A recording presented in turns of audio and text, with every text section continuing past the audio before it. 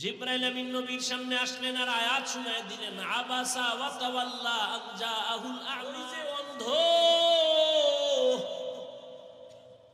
এই মাথাওয়ালা লিডারের কোনো দাম আমার কাছে নাই। ওই অন্ধ সাহাবী গরীব আমার কাছে বড় দামি।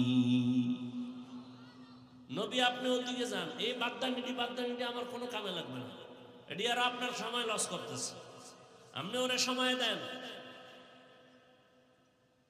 আয়াত নাজিল হয়ে গেছে সাহাবীর শানে।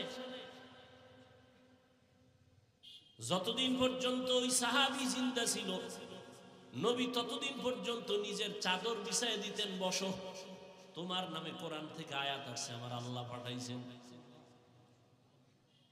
তুমি দামি হয়ে গেছে।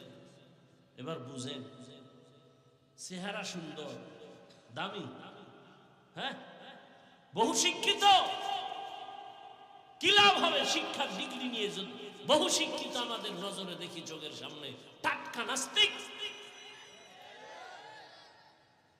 অনেক শিক্ষিত আছে, আল্লাহ মানে না, নবী মানে না, কি হবে শিক্ষা দিয়ে?